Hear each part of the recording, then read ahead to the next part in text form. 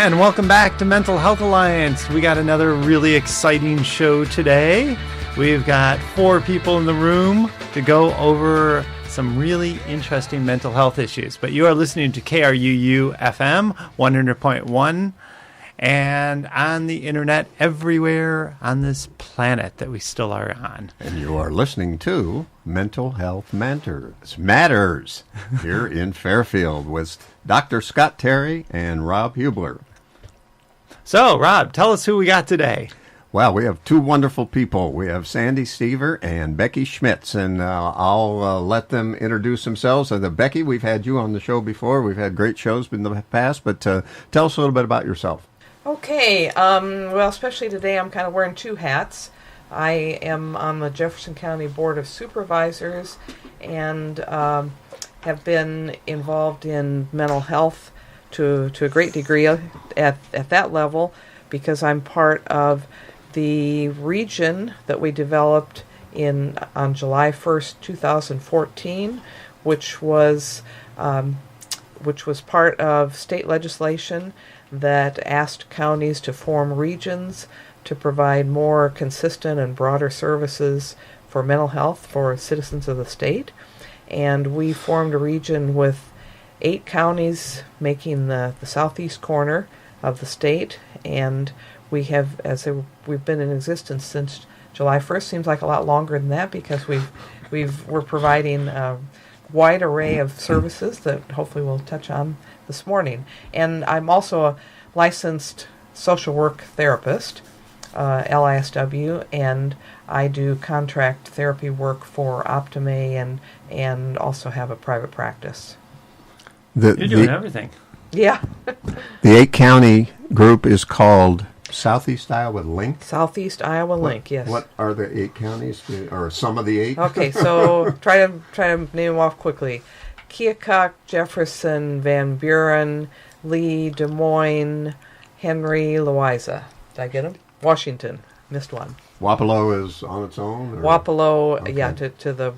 We don't have anybody to the west of us. Okay. So you're coordinating with a lot of different groups in a lot of different areas to make a difference. Yeah, and, one of the things that's been really exciting about it is getting a lot of collaboration among providers of the whole range of mental health services. And they've been working together, which is really great because on one level they're competitors because they're competing for dollars.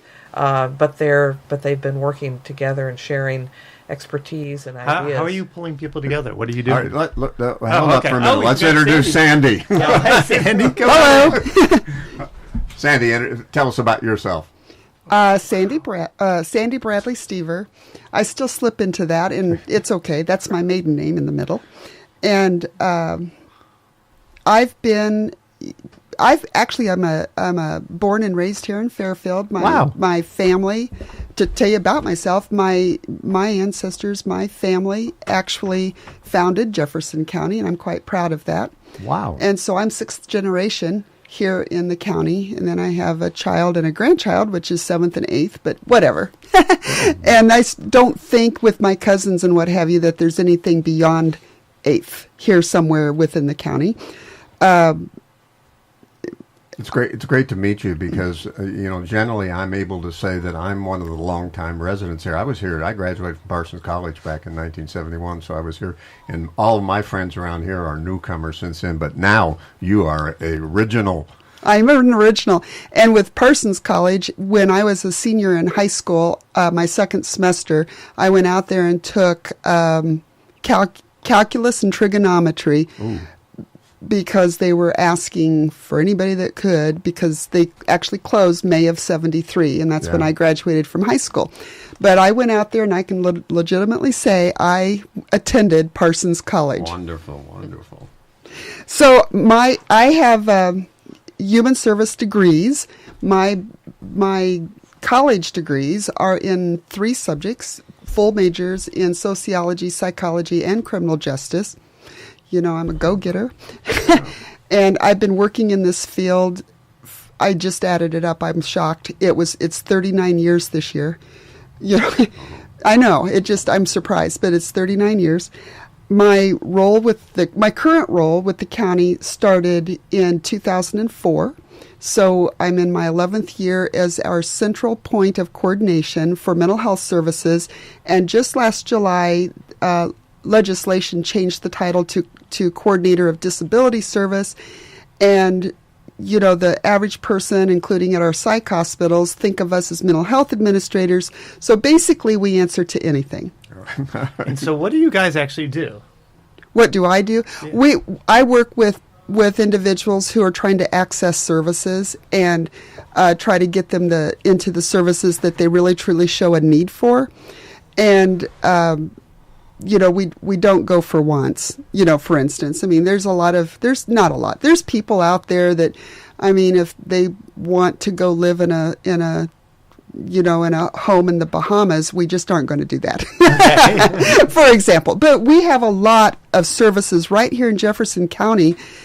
In fact, of our 8 counties that Becky just named in our SEAL region, I have to tell you that, and I'm not just saying this because I'm biased, but Jefferson County is way out there ahead of the other 7. Not that we're trying to be competitive, but we just have really strong providers and good providers. And like Becky said, we all work well together, and such that we have services that I can refer those people to. I do provide some direct service if necessary, and there are a handful of people that actually in my office, instead of trying to do that social work piece of coordinating and getting to other providers, we either myself or my assistant CPC or assistant CDS, whatever she is now, Leah Kraft, one of us takes care of these people, and we often will even do it together. All right, wonderful. What, just briefly, what's the coordination between you and Jefferson County Public Health? We just both are departments of the county. Okay, but independent of each other. Yeah, we're independent of each other. I do work with Chris Estel and the public health unit as far as when individuals that have a disability need assistance in the world that she provides, you know, like home health, or they need a nurse to go or something like that. I call, and we do coordinate that service. Okay, so most of your clients, though, have some kind of a disability. All of my clients have some kind of a disability. And give me an example of what a disability is. Disability in terms of mental health, okay, for the most part. And the mental health can be somebody who has mental illness. It can be intellectually disabled, brain injured, developmentally disabled. Those are the 4 main categories. And most of our people, if not all of them, and I hate to use that word, as Scott and Becky would know, but most of the time it's not all, but most of those people do have co-occurring disorders. So like instead of just being mentally ill or just being intellectually disabled, they might also have like heart issues or some such thing that's a medical concern. Okay. All right. Okay. In Jefferson County, what kind of services or other kinds of facilities and services and things do we have here? And Becky. All right. So one of the main purposes of the county and of the region is to provide what we call a continuum of services. So we may have people who need just need some help in a crisis situation. They may need an outpatient mental health appointment to help them through. Some of the people with the more involved disabilities that Sandy talked about may need some help with independent living services, some help with cooking, cleaning, getting groceries, so that they can live on their own. And that's another push that we have here, is to make sure that people can have as much independence as is possible for their capability. So we provide supportive services for that. If they are not able to live on their own, there are also some homes that can provide 24 hours supervision, and some of those homes are maybe 3 or 4 people living in.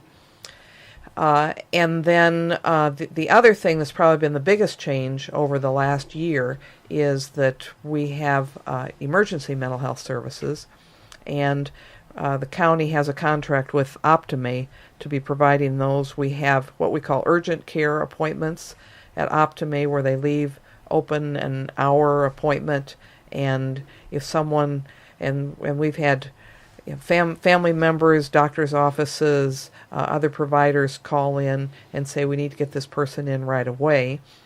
In the past, that person might have ended up at the emergency room and in a hospital, but we have that capability of getting someone some outpatient help right away, and hope that is enough And to even take if they care of have money or not money, they could come on in. And if there's an urgent situation, they could always go to the hospital, and somebody's always on call now as well. Right. Yes. Yeah. That's the next step. If it's a more emergent situation, where someone thinks they might be suicidal or homicidal, then they may end up at the emergency room. And we also have 24/7 on-call mental health therapists who will come to the hospital and do an assessment. Where do they come from? And they're also through Optime. Okay. Mm-hmm. Yeah. I have a comment. Can I interrupt you for just a second? This is KRUU Radio, 100.1 FM on your dial, and you're listening to Mental Health Matters with Scott Terry and Rob Hubler, and carry on. All right. That's a requirement that we have to do every now and then. Not a problem. I just want to say that just recently, Becky has become a therapist here in Jefferson County at Optime, and so she is now one of the on-call therapists that does the 24/7 at the hospital. I just want to put her in there and let you know that she is I really think it's doing really a lot. interesting, Becky, because you really have from soup to nuts the whole package. You are everything. You are both a therapist on the ground on the emergency calls. You have your own practice. You contract with this agency in town, Optime. You manage a larger issue, and then you're a politician on top of it, which we should all bow down to. I'm not sure. She is a supervisor. Maybe we ought to just skip the word politician and say that she is a supervisor for Jefferson County.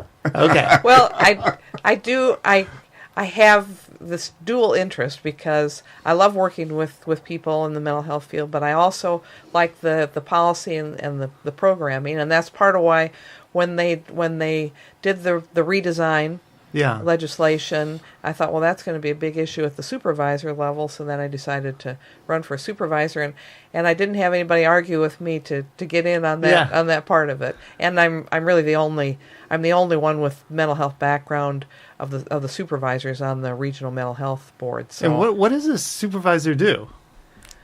I know it's like I don't even understand what this. So basically it's county management. The big piece of it is the budgeting process. So there's a budget of so much money, and then people are trying to allocate it. Oh, go to roads, go to sewers, go to this, and you say no, put some towards mental health, you idiots. There's some people in trouble here. Yeah. We have take longer to go into all that, but we have a whole series of levies of different pots of money that we manage. So, but mental health is a big piece of that and an important piece.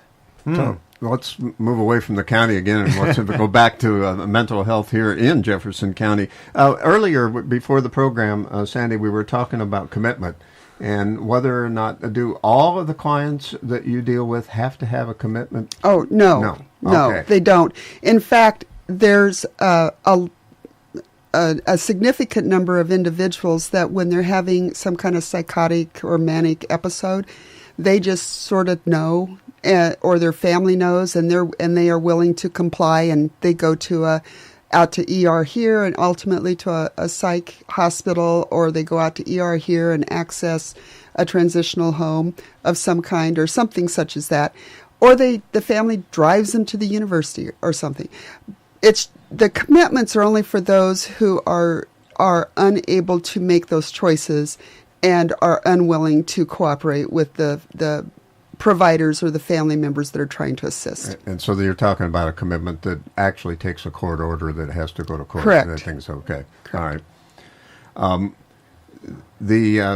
How many homes are there here in Fairfield? I'm not exactly sure. Last I knew, we had 10. And so it's probably right there in that ballpark, more or less, because sometimes a home will close for a variety of reasons and others then open at some point. I know that, for instance, in our neighboring county and one of our counties in our region, which is Washington, they are in excess of 30, like 33 or something like that. So it depends, and they're similar in size, which is why I brought them up. So it just depends upon our providers and how they want to structure their business and open up the homes. And of course we encourage that, because I would like to think that everybody here in Jefferson County would like to keep our people local. Yeah. Why would we want to send them away somewhere to live if we have the ability to open up a place for them? Which I just want to touch on something else that Becky said. That brings us into the least restrictive environment, which she was talking about. Didn't use those words, but that's what she was talking about. So if a person has to be in a psych hospital, that's the most restrictive.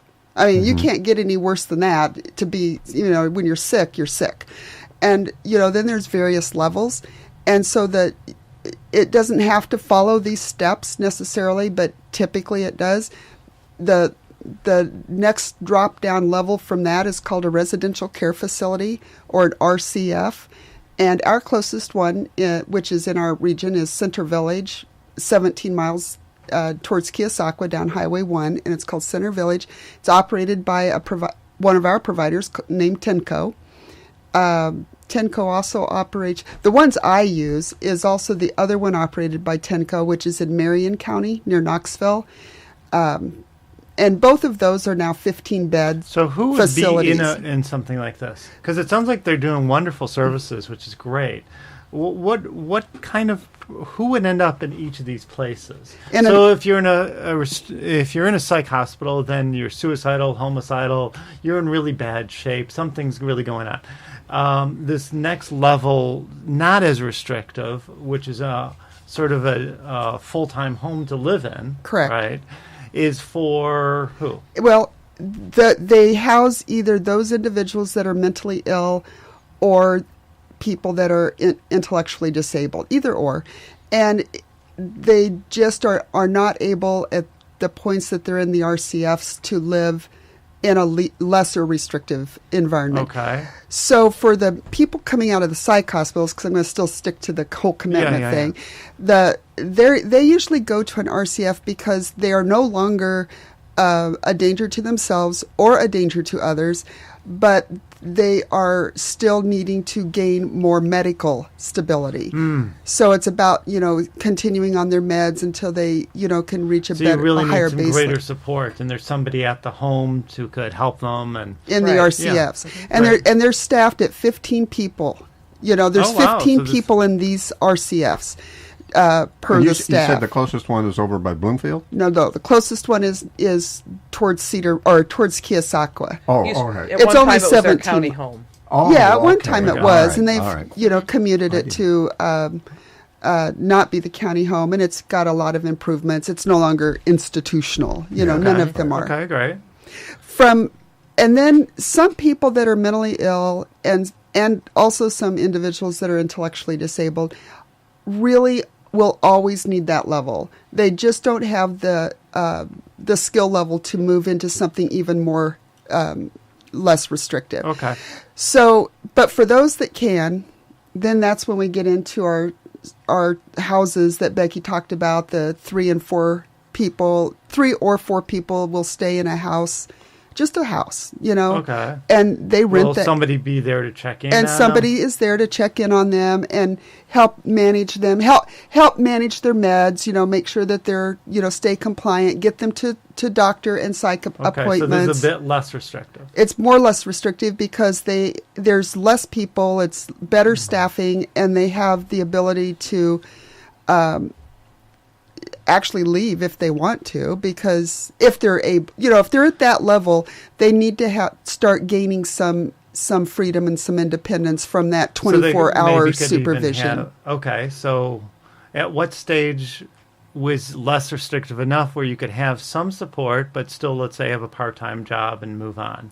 It's individualized, and it's never about a time frame for each and every person will be ready to do that in 1 month. It doesn't work that way. It's totally individualized. Some people may get to the 24-hour sites but never be able to work, and other people might be able to go to work part-time. We do have the workshop in town, which is for those with mental disabilities of some kind that will help. Where's that at? That's out, it's at Tenco Workshop out on Grimes, at the end of Grimes. Oh, okay. Clear at the end, almost to where you get to TSC or the motorcycle shop. Okay, and so so this place is where they can learn some basic skills and stuff. It is, and they'll help the people that are trying to get That's more fantastic. stable for their mental health stability. It's more about that. It's more about learning how to function. We have businesses all over town. I think the last I heard was they had something like 25 or so businesses that gives them work to do.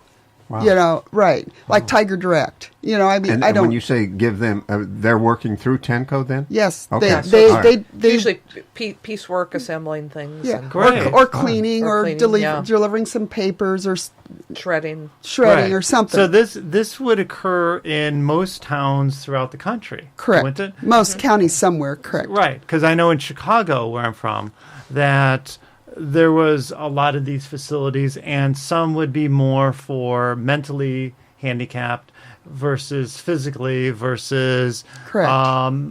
Mentally challenged. autistic, let's say, but Or still just functional. normal Chicago people. Or more normal Chicago people, or maybe have been drinking a bit too much.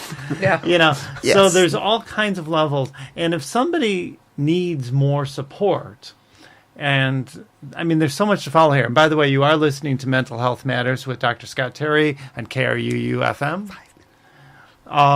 What else would you suggest? Where do they go to find out about all this stuff?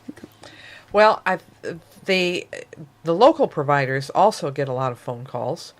Where I'm most familiar with Optime, and the phone's ringing all the time, and there's a lot of referral service going on there. There are also another new piece that we should mention. There's a drop-in center that is just brand new, and it looks kind of like a garage on the corner of the Optime lot. Okay. And they're trying to get together a lot of very interesting classes just to give people a place to come and get acquainted with other people, get more community connections.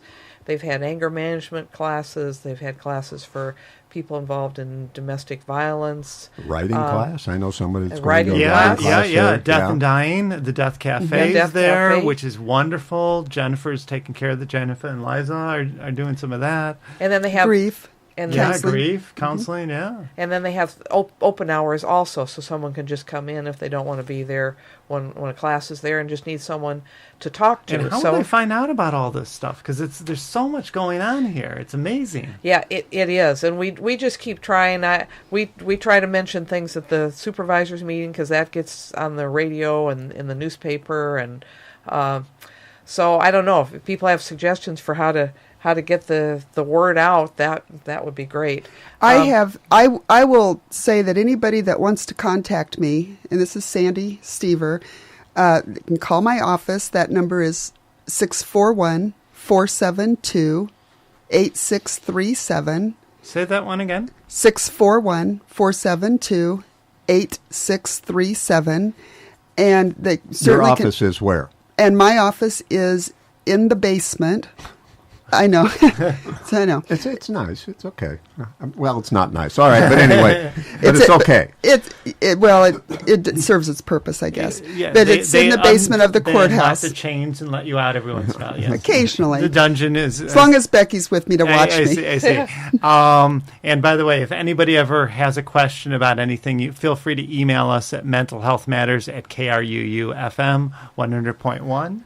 on the FM Okay, dial. and you said in the basement, but never finished it. The basement of the courthouse. The basement of the Right, courthouse. right. And also, I mean, that's just an easy way to access services and to ask about services. I just want to say that we have 3 providers. We've talked about at least 2 of them, but the 3 providers that are in this county that I work with are, Optime, and Tenco, and First Resources. First Resources, yeah. Right. Yeah, so and now you're going to be working with Arden Center because we're going to talk to you about how we can support you. that'd be great. But Yes. you got to go right now, so I let's pause do. for a second and say goodbye. All right. Well, anytime you want to invite me back, that'd be great. We will We will indeed. do that. One of the things I wanted to mention, as Sandy said, we could potentially have more homes for people in the community. One of the barriers is finding good staff, and we're really trying to get the word out that we need people interested in this field. And for the direct service work, you don't need a degree.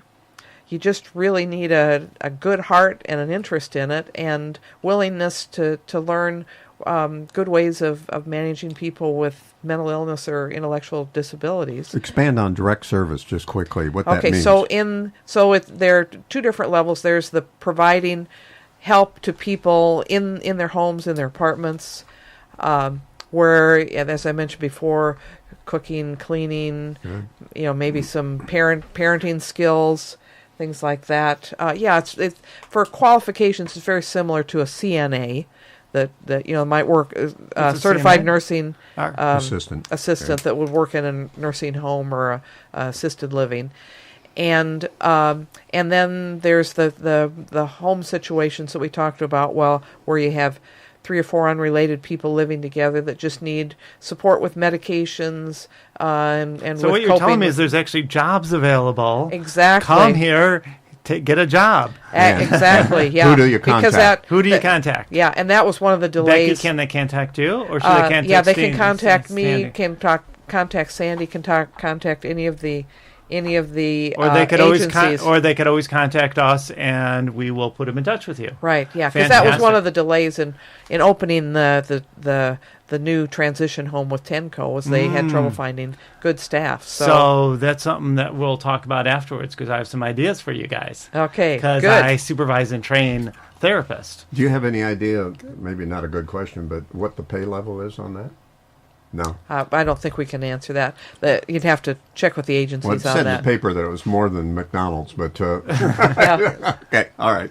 All right. Well, thank you so much, both of you, for coming here. It was so fantastic. Thanks. Yeah. Thanks so Hey, much for thank the you. opportunity. All right. We'll see you again soon. All right, Rob. So finish on up for us, Rob. Well, I Yes. think one of the things that's clear is that we need a lot more information around the county in terms of what facilities are available, what therapies are available, what agencies are available. But one of the places that everyone can go is to Sandy's office, which again her number is 641-472-8637, and can also go to the people that they work with, Optime and First Resources and Arden, and I think there was a fourth. What was the fourth? So in this town, Tenco. Yeah, right. But there's certainly, we're pulling together a new website which will have all the therapists and who you see for what purposes. Say we, meaning Jefferson County Alliance. Jefferson, Mental Health yeah, Alliance. the Fairfield Okay. Mental Health Alliance, which is the first and third Tuesdays of the month. Right now at Dreyer Hall on campus, and soon going to be one on campus and one off campus. Anyways, there are resources in this town, and we're pulling it together, and we'd love your help. The bottom line is we need your support to make this happen. Right. And this is KRUU FM Radio 100.1, Mental Health Matters with Dr. Scott Terry and Rob Hubler. And thanks all for listening. Bye.